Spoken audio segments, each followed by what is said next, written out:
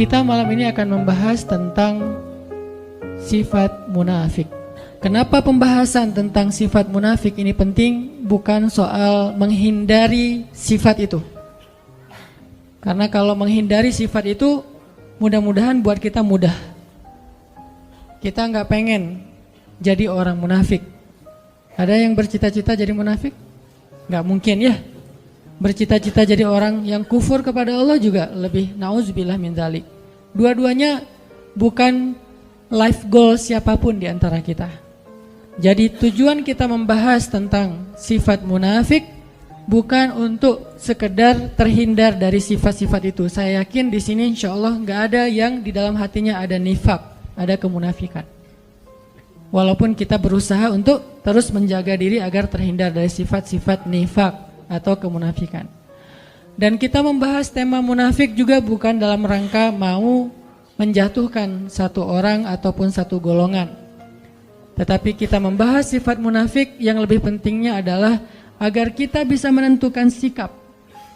Kita bisa menentukan sikap pribadi kita, siapa yang harus kita bela dan siapa yang harus kita hindari. Karena itu penting dalam kehidupan kita pribadi dan kehidupan kita berbangsa. Siapa yang kita harus bela dan siapa yang harus kita tinggalkan. Ini dalam kaidah syariah disebut dengan al-wala dan al-bara. Pernah dengar istilah itu? Wala dan bara. Wala dan bara dalam Islam itu termasuk pembahasan prinsip. Bukan masalah-masalah furu'iyah. Furu'iyah itu masalah tambahan dalam agama. Sehingga kalau dia pun berbeda satu dengan yang lain, tidak terlalu fundamental hasilnya. Tidak membuat seseorang menjadi kafir, tidak menjadikan seseorang langsung dijudge ahli neraka, tidak menjadikan seseorang langsung dijudge sebagai orang yang sesat. Kenapa? Hanya masalah furu', masalah tambahan dalam urusan syariah. Misalnya masalah ibadah sunnah, masalah-masalah yang sering diperdebatkan oleh ulama dalam khilafiyah mazhab. Itu namanya furu'. Jadi kalau ulama berbeda pendapat, biasanya itu furu'. Karena ulama tidak berbeda pendapat dalam urusan yang prinsip dalam agama. Mereka tidak berbeda pendapat. Rata-rata kalau kita temukan ada perbedaan pendapat, baik itu fikih ataupun akhlak, maka biasanya itu adalah ciri-ciri permasalahan itu termasuk permasalahan furu'iyah, tambahan, cabang, bukan akarnya tapi cabangnya. Kalau dalam masalah usul itu bahasa Arab yang jadi bahasa Indonesia, usul itu asal itu bahasa Indonesia juga asli.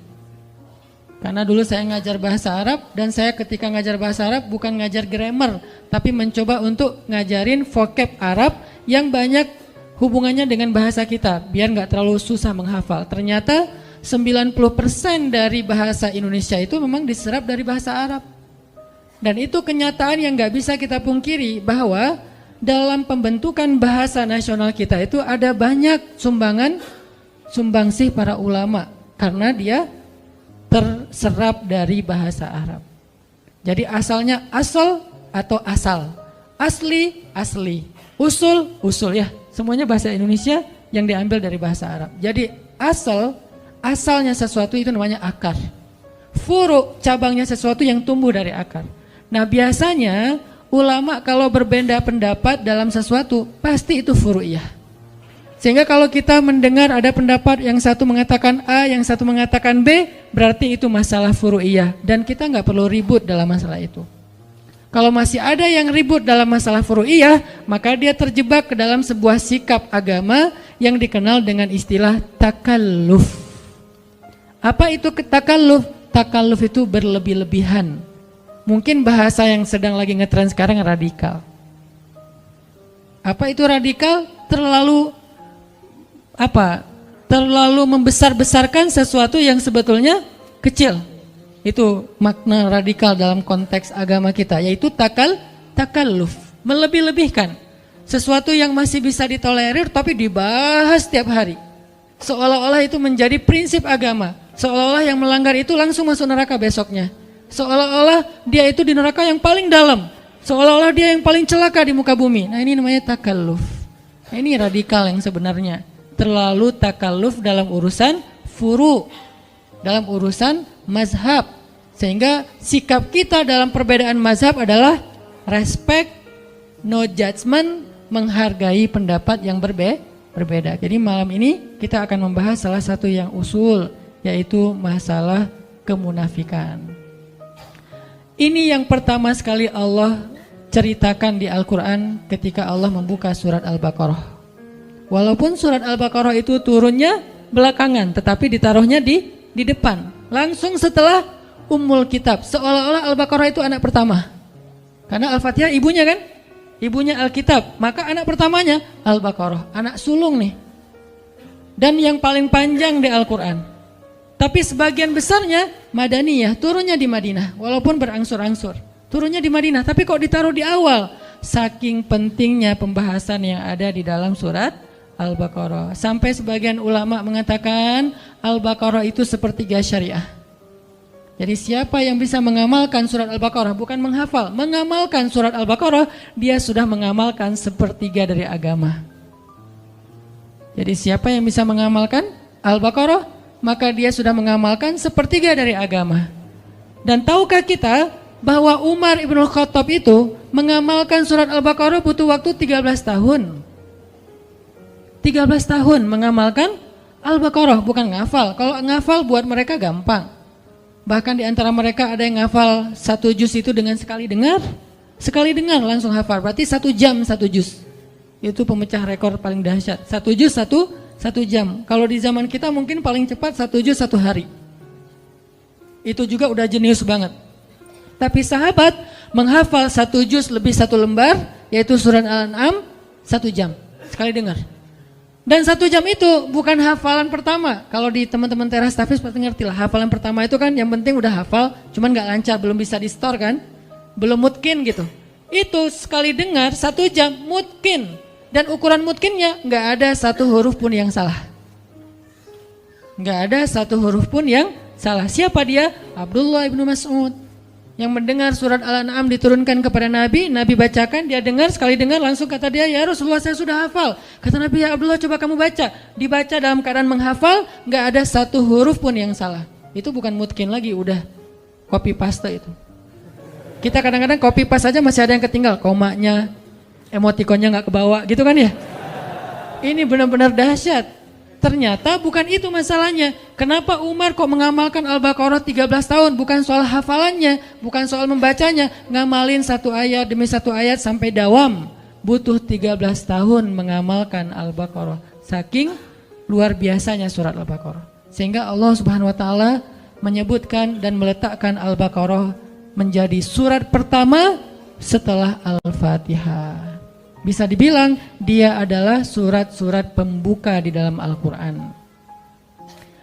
Lalu ketika kita membaca surat Al-Baqarah, maka prolog atau mukaddimah dari kepalanya surat Al-Baqarah, headline-nya surat Al-Baqarah itu adalah langsung Allah berbicara tentang 3 golongan manusia. Di awal kita buka Al-Baqarah langsung Allah bicara tentang 3 golongan manusia. Golongan pertama mukmin, ada di ayat 1 sampai 5. Berapa ayat? Cuman 5 ayat.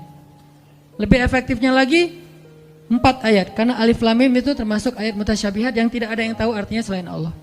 5 ayat berbicara tentang orang mukmin. Kemudian golongan kedua, orang yang kafir, artinya orang yang ingkar kepada Allah Subhanahu wa taala, enggak percaya dan tidak beriman. Berapa ayat? Cuman 2 ayat. Ayat 6 dan ayat 7. Beres itu Allah bicara tentang orang munafik dari ayat 8 sampai ayat 16. Berapa ayat? 9 ayat. Dari ayat 8 sampai ayat 16. 9 ayat bicara tentang orang munafik. Apakah sudah selesai? Belum. Sisanya Allah kasih contoh-contoh orang munafik di banyak ayat di Al-Baqarah, di banyak surat, di sisa-sisa surat yang lainnya. Dan kalau Allah udah bicara tentang orang munafik, kesan emosionalnya tuh kelihatan banget di ayatnya.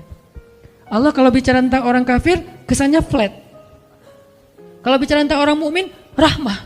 Allah tuh sayang banget sama mereka. Kalau Allah bicara tentang orang munafik, Allah itu kayak emosi banget tuh. Disebutin orang munafik tuh gini, kalian harus hati-hati ya, kalian harus hati-hati. Jadi Allah itu kayak khawatir banget kita terhadap perangai dan kejahatan orang munafik.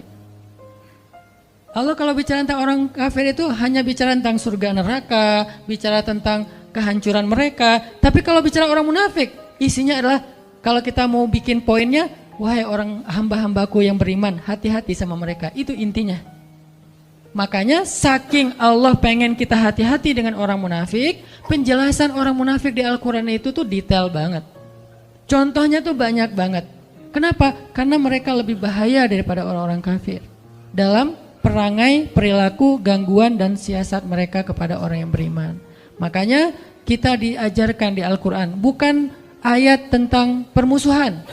Ini bukan ayat perpecahan, ini bukan ayat permusuhan. Kalau kita menuduh bahwa membahas tentang munafik itu berarti memunculkan permusuhan, berarti kita menuduh Al-Quran memunculkan permusuhan. Padahal sebagian besar dari ayat Al-Quran itu banyak berkisah tentang orang munafik. Kenapa? Biar kita hati-hati. Biar kita menghindar, jangan sampai kita masuk golongan ini. Kenapa? Orang kafir itu masuk neraka, orang munafik jadi kayu bakarnya neraka.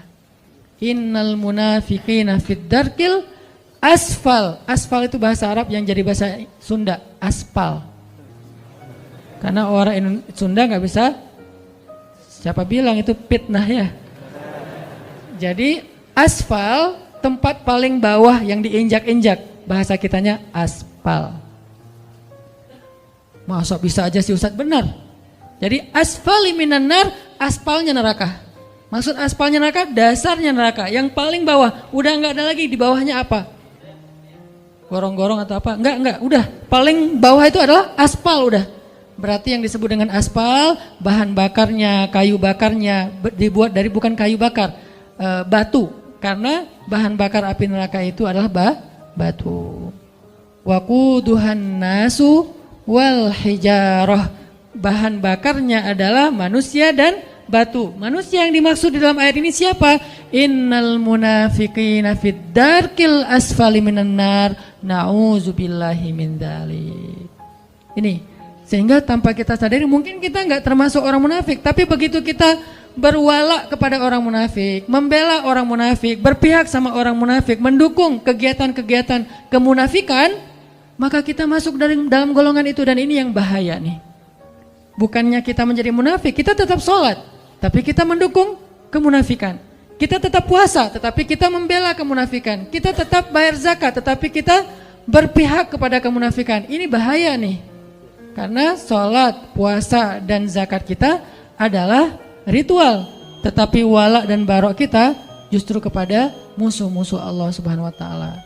Jadi pembahasan kita pada malam ini bukan dalam rangka memecah belah, bukan dalam rangka menghasut, tetapi dalam rangka kita belajar dari Al-Quran agar kita terhindar. Siapa yang merasa dirinya mirip dengan ayat-ayat disebutkan, maka tubu ilallah, bertaubatlah segera. Siapa yang merasa tidak mirip, kayaknya bukan saya deh, maka hati-hati supaya kita jangan sampai mendukung orang-orang yang seperti ini. Cuman seperti itu sederhananya moral of the story dari pembahasan tentang al-munafik atau al-munafikun. Jadi dalam konteks Islam kita nggak boleh berpihak kepada orang munafik. Tapi kalau kita kasihan kepada dia secara manusiawi, itu sangat boleh, bukan hanya boleh, harus. Jadi kita harus bedakan mana sifat kita sebagai sesama manusia, mana sikap kita dalam urusan agama, itu beda. Kalau konteksnya kemanusiaan, itu universal. Kita tuh berbuat baik nggak boleh ngelihat agama. Mau dia muslim, mau non muslim, mau dia munafik, mau dia mukmin, mau dia orang baik, mau dia orang jahat. Kita kalau dalam urusan kemanusiaan, maka hak dan kewajibannya sama. Ketika kita ngelihat misalnya ada mantan perampok yang belum bertaubat, berarti bukan mantan ya, perampok lah ya, belum bertaubat, atau penjahat belum bertaubat. Kemudian dia sakit yang parah, terus tergeletak di jalan, nggak ada yang mau menolong dia. Lalu kita lewat dan kita mampu menolong kita, maka di dalam konteks ini kita wajib untuk menolong dia. Terserah dia seorang penjahat, dia seorang ahli maksiat, bahkan dia orang yang musyrik kepada Allah, orang yang tidak beriman kepada Allah. Karena konteksnya di sini adalah konteks kemanusiaan, nggak ngelihat agama, apalagi ngelihat negara ya. Agama aja nggak boleh jadi sekat. kalau dalam konteks kemanusiaan, apalagi negara. Jadi kalau kita bicara Palestina, Suriah, mentang-mentang di sana mayoritasnya Muslim terus jadi nggak ditolong? Enggak. Jadi agama aja bukan masalah, apalagi negara. Mentang-mentang mereka bukan orang Indonesia, jadi bukan tanggung jawab kita. Enggak. Kalau dalam konteks kemanusiaan, bahkan kalau dia adalah orang Yahudi sekalipun, atau dia orang pagan sekalipun yang menyembah batu ataupun kayu atau menyembah patung, kalau dia adalah terzolimi, maka tugas kita adalah menolong dia dengan apapun yang kita bisa. Makanya kemarin ada salah satu pasien kanker di Bandung, beliau kebenaran non-muslim. Bukan salah satu, ada beberapa orang non-muslim, pasien kanker dan kurang mampu. Kemudian karena istri megang beberapa proyek sosial untuk pasien kanker yang kurang mampu, akhirnya kita ambil pasien ini, kita coba asistensi ke dokter sampai beres pengobatannya, operasinya. Yang satu meninggal, yang satu alhamdulillah bisa survive. Dan kita nggak mempertanyakan, wah ini kayaknya non muslim nggak usah ditolong, kayaknya kalau ditolong nggak ada pahala. Pahalanya sama, mau dia muslim mau non muslim, pahala menolong dia adalah sama karena dia manusia dalam konteks kemanusiaan universal. Ini tidak ada perdebatan di antara ulama. Dalam konteks muamalah juga kayak gitu. Kaidahnya adalah tidak ada kezoliman. Konteks muamalah misalnya jual beli, kita bekerja di sebuah perusahaan yang di situ tuh ada muslim ada non muslim, maka ini universal dengan syarat tidak mengganggu batasan-batasan syariah agama kita. Kalau itu terganggu maka nanti akan ada pengecualian. Misalnya kita nggak dibolehin pakai hijab di situ, pasti ada pengecualian. Misalnya kita di situ dipaksa untuk minum khamar seperti yang kerja di Jepang misalnya. Selebrasi mereka itu minum sake misalnya. Kalau kita nggak minum maka kita dimarahi atau dipecat. Di sini ada pengecualian. Tapi kalau tidak membatasi atau mengganggu batasan syariat, maka tidak masalah kita bermuamalah dengan siapapun, bahkan kepada orang yang tidak beriman sekalipun. Apalagi kemanusiaan. Tapi kalau dalam konteks sikap agama, nah ini lebih spesifik lagi. Di situ beda antara mukmin, kafir, munafik beda. Kafir juga ada dua, ada yang harbi, ada yang zimmi. Yang harbi itu yang memerangi kita, yang zimmi dia tidak memerangi kita, maka kita boleh berbuat baik kepada dia, namanya non-muslim. Yang tidak memerangi kita. Kalau yang memerangi kita dalam Al-Quran disebut kuffar. Kalau yang tidak memerangi, mereka tidak dipanggil dengan bahasa orang kafirun, tetapi mereka disebut dengan orang Yahudi, orang Nasrani, orang musyrikun dan seterusnya. Intinya adalah kita tidak ada kewajiban atau anjuran untuk memusuhi mereka. Mereka adalah saudara kita dalam kemanusiaan, dalam negara, dalam bangsa, dalam suku. Dalam konteks apa? Dalam konteks muamalah, dalam konteks kemanusiaan. Kalau dalam konteks agama, kalau mereka tidak memerangi kita, maka kita nggak boleh dilarang untuk menyakiti mereka, apalagi memusuhi mereka. Bahkan jika ada pertikaian antara non-muslim dengan muslim, kita nggak boleh berpihak berdasarkan agama. Ada pertikaian nih dalam urusan muamalah, urusan dagang kah, urusan jual beli kah, jual beli tanah, jual beli rumah, jual beli mobil dan seterusnya. Ada masalah nih, termasuk masalah misalnya kayak masalah pekerjaan, masalah muamalah. Kalau misalnya ada pertikaian di antara mereka, nggak boleh kita berpihak karena dasarnya agama. Nih saudara saya muslim, saya belain dia, belum tentu dia benar, bisa jadi dia yang salah. Maka di situ konteksnya adalah adil.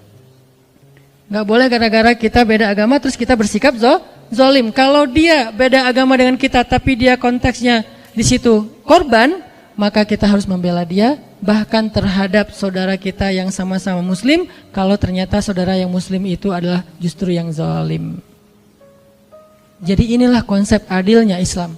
Dan di sini kita juga belajar tentang bab wala dan barok dalam contoh-contoh yang sederhana. Jadi nggak boleh mentang-mentang pokoknya belain aja yang namanya muslim, kita harus bela. Enggak. Unsur akhaka zaliman au mazluman. Tolonglah saudara kamu dalam keadaan zalim atau terzolimi. Ini maksudnya apa nih? Kan kita harus nolongin saudara kita Ustaz walaupun dia zalim. Menolong saudara kita yang zalim artinya hindarkan dia dari kezaliman. Kalau dia udah terlanjur melakukan kezaliman, maka tegakkanlah keadilan. Wa'adilu huwa aqrabu littaqwa. Bersikap adillah karena dia yang paling dekat kepada ketakwaan. Bahkan kepada orang yang kita benci kita harus bersifat adil, fair bahasa sederhananya. Kayak gimana? Kita nggak suka dengan satu kelompok. Apakah dasarnya agama, dasarnya golongan, dasarnya emosional pribadi, nggak suka aja dengan satu kelompok. Kan ada yang suka gitu ya. Satu grup WhatsApp nggak suka kepada grup WhatsApp yang lain. Namanya grup sebelah. Terus gara-gara kita nggak suka, kita bersikap nggak fair, ini bukan sifat muslim. Kenapa? Allah berfirman, "Wala yajrimannakum syana'anu qaumin ala alla ta'dilu. I'dilu huwa aqrabu littaqwa." Janganlah kebencian kalian kepada satu grup WhatsApp. Ini terjemahan apa? Ini contohnya. Janganlah kebencian kalian kepada satu kelompok, satu golongan, satu grup membuat kalian bersikap tidak adil kepada mereka. Maka bersikap adillah, karena keadilan itu dekat kepada ketakwaan. Jadi nggak boleh gara-gara kita nggak suka, terus kita nggak fair dalam urusan muamalah, dalam urusan hak dan kewajiban, dalam urusan kemanusiaan nggak boleh. Tapi dalam urusan sikap, agama, dakwah, dan syariah, maka di sini ada penjelasan dan koridornya sendiri. Yang akan kita bahas hari ini adalah sikap kita yang berkaitan dengan pembelaan kita terhadap agama, menegakkan agama Allah Subhanahu wa taala. Dan hal yang perlu kita pahami yang akhir-akhir ini mulai agak dikhawatirkan, ditakut-takuti sehingga kita jadi resah. Menegakkan agama itu bukan berarti meruntuhkan negara. Sejak kapan agama dan negara itu kontradiktif? Sejak kapan? Gara-gara kita negakkan agama lantas meruntuhkan negara? Nggak mungkin. Kalau dia meruntuhkan negara berarti dia meruntuhkan agama. Itu satu paket. Kalau dia meruntuhkan negara, memecah belah negara berarti dia memecah belah umat, memecah belah agama, meruntuhkan agama. Sama itu. Dan kalau dia menegakkan agama, maka dia menegakkan negara. Karena satu paket, nggak bisa dipisahkan. Siapa yang berbuat rusak di muka bumi, maka dia telah melanggar ayat Allah Subhanahu wa taala, yufsiduna fil ard. Mereka merusak di muka bumi, walakin la yash'urun. Cuman mereka enggak ngerasa. Jadi Allah menyuruh kita untuk islah, memperbaiki, imarah, membangun, bukan justru merusak. Jadi enggak mungkin orang yang pengen menerapkan agama dalam konteks pribadinya berarti jadi masalah dalam sebuah tatanan negara, itu enggak mungkin. Kalau dia memahami agama itu secara komprehensif, bukan parsial. Tapi kalau dia memahami agama secara parsial, mungkin aja. Maka solusinya adalah apa? Pelajari agama secara lebih dalam, bukan dihindarkan dari belajar agama ya. Kalau kita dilarang untuk belajar agama, berarti kita dibiarkan untuk awam tentang kebenaran. Ketika kita nggak ngerti tentang konsep kebenaran, maka kita akan bisa saja menjadi masalah dalam sebuah lingkungan, masyarakat dan bangsa. Justru kita nggak mau itu terjadi. Belajarlah agama supaya punya konsep kebenaran. Dan konsep kebenaran agama, apalagi Islam, adalah konsep yang sangat rahmatan lil alamin. Lalu apa yang membuat orang takut belajar Islam? Kalau setelah belajar Islam dia menjadi rahmah bagi alam semesta. Sekarang kita buat program dakwah lingkungan, yaitu dengan less waste. Itu adalah syariat Islam. Jangan berpikir less waste itu hanya masalah isu lingkungan, isu climate change dan segala macam. Bukan, ini bukan masalah lingkungan, bukan masalah alam, bukan masalah ozon. Ini masalah agama. Sehingga ketika ini saya coba presentasikan kepada para ustadz-ustadz bangun negeri, mereka semuanya sepakat ini tuh masalah agama. Lalu saya tanya, kenapa dakwah nggak pernah mengangkat isu ini? Oh ya, kita baru ngeh sekarang. Ya udah yuk kita angkat isu ini, isu lingkungan. Biar orang lihat Islam itu bukan cuma narasi ibadah. Islam itu bukan cuma sholat 5 waktu, walaupun itu wajib dan tidak ada perdebatan tentangnya. Tetapi dia belum komprehensif, dia masih parsial. Terlalu zoom in-nya kedekatan. Coba zoom out lagi deh. Ketika kita zoom out tentang Islam, kita akan melihat hal-hal yang lain yang luar biasa tentang Islam. Makanya kalau kita pengen menjadi solusi bagi bangsa, pengen jadi kebaikan bagi bangsa, bahkan bagi manusia, bahkan bagi alam semesta, maka belajarlah agama. Makanya kita perlu belajar tentang sifat munafik agar kita tidak terjebak di dalam sifat ini. Saya nggak tahu, mungkin suatu saat di antara teman-teman yang hadir sekarang akan jadi pejabat kah suatu hari nanti? Akan jadi seorang penguasa kah? Mungkin di sini ada yang calon presiden tahun 2000 sekian yang kita nggak tahu ya. Tiba-tiba presiden 2050. Ustadz, saya dulu mah jamaah latif. Wah, Masya Allah ya. Kan kita nggak ngerti kan. Jadi ketika nanti antum diberikan amanah kekuasaan oleh Allah, baik itu dalam bentuk jabatan maupun dalam bentuk eksistensi di tengah-tengah masyarakat, public figure, maka kita jangan sampai tanpa sadar terjebak mengambil sikap orang munafik, dan itu bahaya banget.